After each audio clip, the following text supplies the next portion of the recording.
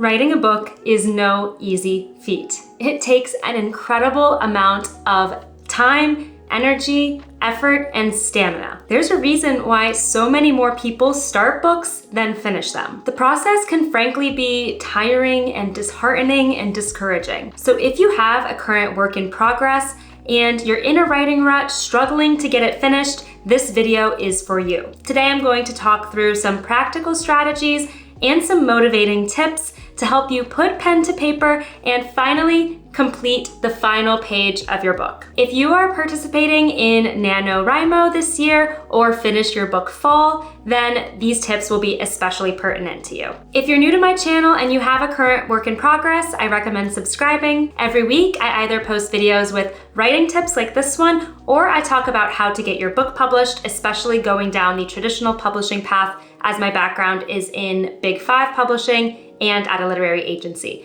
So I'd love to have you around for all of that content. I also have a free resource in the description below that can be really helpful for you once you have that completed draft. It is called My Story Self-Assessment, and it is going to help you take a fresh look at your completed manuscript draft and figure out where you potentially can improve it, as well as what you're doing really well in it, to help guide you on the revision process. I know it can be really challenging for you to figure out on your own. It's also going to sign you up for my newsletter where I provide exclusive tips and insights not available anywhere on my channel, so don't miss out on that as well. My first tip for how to finish your book is to treat writing as your job. Now, most people who are writing a book have many other responsibilities that are taking up their time, whether that is a job or family obligations. So writing can often fall to the end of their to-do list, and I totally understand why. Some days it might feel totally impossible to find any time to write. If you find yourself in this situation, I challenge you to flip the script in your mind. And instead of thinking of writing as a luxury that you'll fit into your schedule if you can or if time allows,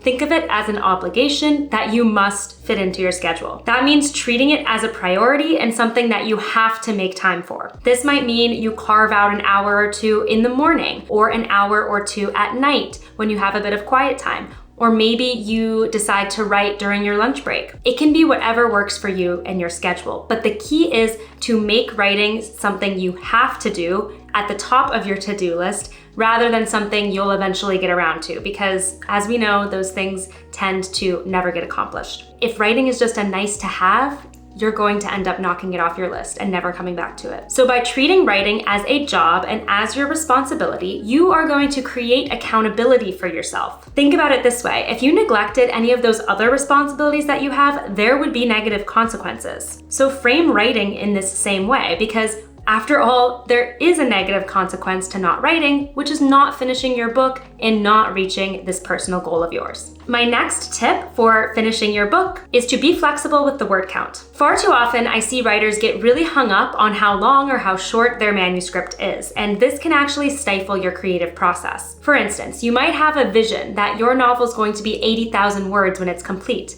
but you're only at 40,000 words and you already feel like you've gotten through much of the plot you had intended. So now you're just feeling really discouraged because you feel like you have so many more words to go and you don't know how you're gonna fill up the book. I don't find it productive to be constantly reaching for a word count in that way, because it can ultimately feel daunting that you have so much more to write.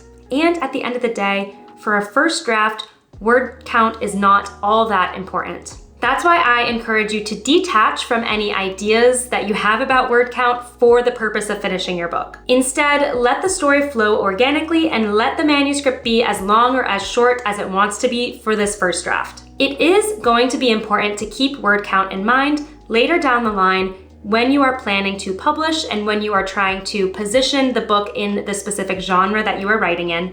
But for this draft, just get everything on the page first. You can always expand or reduce the length when you go through the revision process. Right now, just get that story down on paper and you can work out the word count in your subsequent revisions. If you suspect that your novel is going to end up being a bit longer than necessary, I recommend checking out my video on scenes to potentially cut for your novel. That is going to help you identify some areas where you could reduce the word count. My next tip for how to finish your book is to use placeholders. You might be the type of writer where you're in the middle of a scene and a small detail within that scene sends you down this research rabbit hole and you find yourself spending hours Google searching and looking into this specific thing. Perhaps you spend an hour coming up with a character's name, or perhaps you spend an hour researching the setting for a geographical detail that you mention. And if you are a thriller or mystery writer, I know you spent some time Googling different murder techniques and the logistics of those. In the cases where a specific detail or logistic is hanging you up and you're spending a lot of time working on it,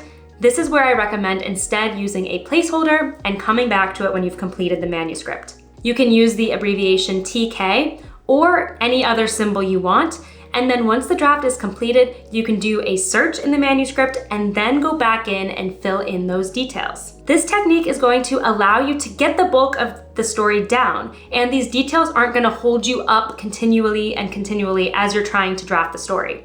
Instead, you can fill them back in once everything else has already been written. This is overall just going to make your drafting process a lot more efficient. My next tip for how to finish your book is to ignore your inner critic. Possibly the biggest holdup that writers face in finishing their drafts is their own self-doubt. In fact, it is so prevalent, it is one of the destructive writer habits that I go into in my other video, which you should also check out if you feel yourself falling into this trap. You might be feeling like you're not cut out to be an author, so what's the point of finishing this draft? Or you might worry that your writing sucks and no one's ever going to like it, so why should you finish the book? These thoughts might keep you from sitting down to write at all. So if you find yourself going down this mental spiral, I recommend keeping two pieces of advice in mind. First, as long as you write, you are a writer. That is the one and only qualification. And two, your first draft is not expected to be perfect. It is far more important to get bad words down on the page than no words at all. Keep those in mind,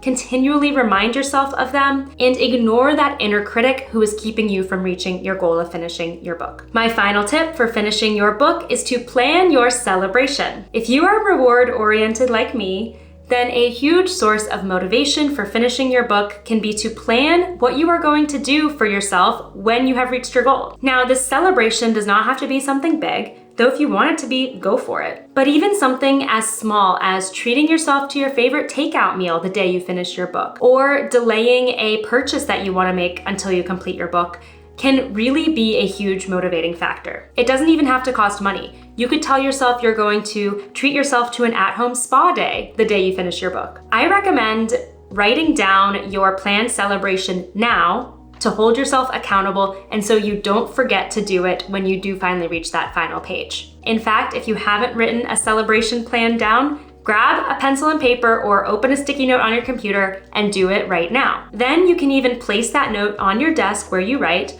or keep that sticky note on your desktop so you're continually reminded of that celebration you are going to get to enjoy when you finish your book. Then once you do reach that final page, follow through on your celebration. You earned it and you deserve it. Keep that promise to yourself. I hope these tips helped you restore your motivation to finish your book and gave you some practical strategies for how to sit down and put the words on the page. Let me know in the comments if you have finished your book, or if you are currently in the drafting process, let me know how many words you have down, as well as what your planned celebration is for when you finish that book. Even if you haven't finished yet, we can still celebrate how far you've come already, because that is also a huge achievement. When you are nearing the end of your manuscript, check out my video on how to tell if the ending of your book sucks. That's going to give you some tactical strategies for ensuring your ending is effective. If you found this video helpful, don't forget to hit that like button and subscribe. It would mean a lot to me. And don't forget that free story self-assessment waiting for you in the description below for once you've finished the book. Thank you so much for watching and happy writing.